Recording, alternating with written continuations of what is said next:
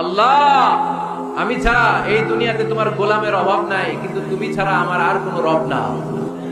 তুমি ছাড়া আমার কথা শোনার, আমার ডাকে সাড়া দেওয়ার দ্বিতীয় আমার কেউ না। তুমি মাফ করতে পারো, তুমি ক্ষমা করতে পারো, সব গুনাহ আজকে স্বীকার করলাম। কত ঘুষ খাইছেন, কত সুদ খাইছেন, আপনার পাপ অন্যায় যত বড় হোক না কেন, আমার আল্লাহর দয়া তার চাইতেও বড়। জায়নামাজটা বিছিয়ে দেন, সিজদায় পড়ে চোখের পানি ছেড়ে দেন। চোখের পানির চাইতে বড় শক্তিশালী কোনো বিষয় পৃথিবীতে নাই। জোরে বলেন ঠিক কিনা? 2 ফোঁটা পানি আল্লাহর কাছে সবচাইতে প্রিয়।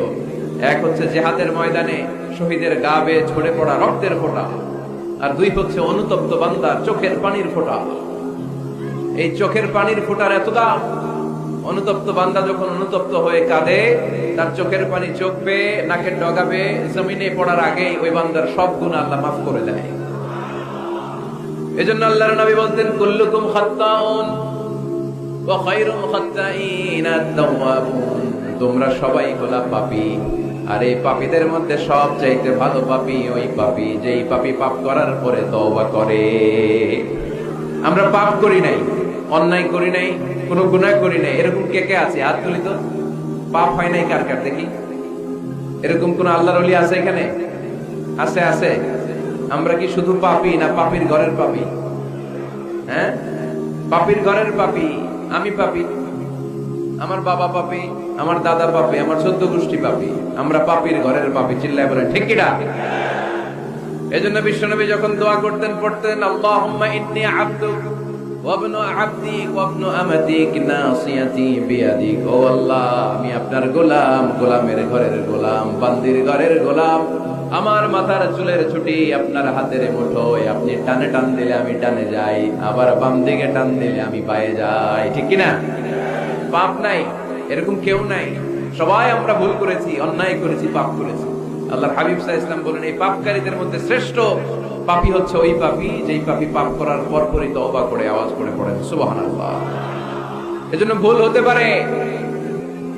লক্ষ্মীপুরের যুবক ভাইয়েরা, নামাজ ছেড়ে দিয়েছো, আব্বা আম্মারে গালি দিয়েছো, পর্নোগ্রাফি, নেকেড ভিডিও দেখেছো, তোমার পাপ, তোমার ভুল, তোমার অন্যায় যত বড়ই হোক না কেন, আল্লাহর দয়া তার চাইতেও বড়। ঠিক কিনা?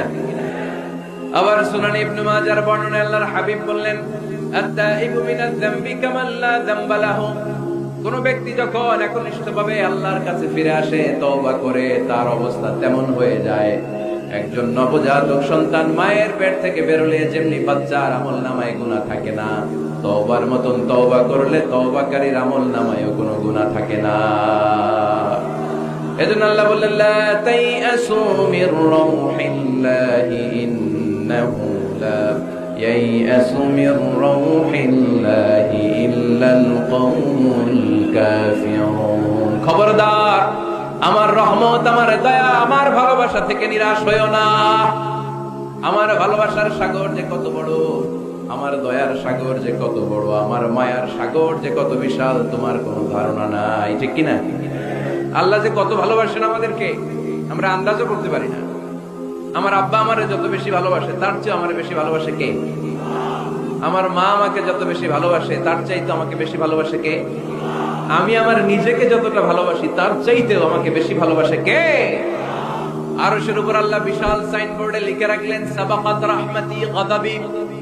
এর মানে হলো আমি আল্লাহর রাগ আছে, আবার আমি আল্লাহর দয়াও আছে, কিন্তু আমি আল্লাহর রাগের চাইতে দয়া বেশি।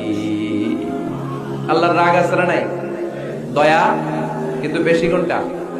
জোরে বলে, দয়া বেশি। সাবাকাত রাহমাতি গাদাবি, আমার রাগের উপর আমার দয়া, আমার ভালোবাসা প্রাধান্য পেয়েছে।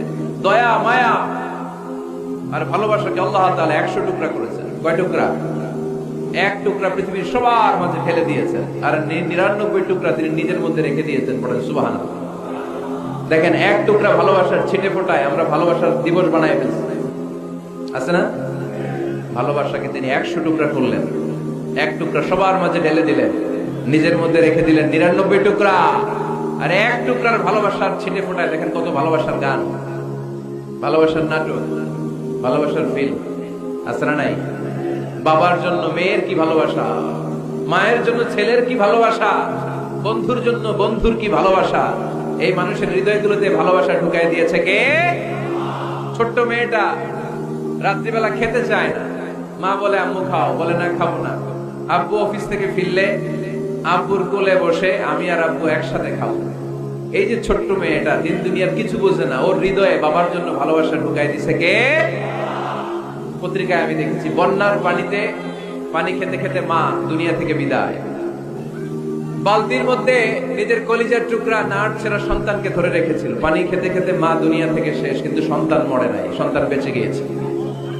এই ছোট্ট সন্তানের জন্য মায়ের হৃদয়ে ভালোবাসা ঢুকাই দিছে কে? দেখেন দুনিয়াতে আপনারাও এক একজন কত যে ভালোবাসার ঘটনা জানেন, কত ভালোবাসার স্টোরি জানেন।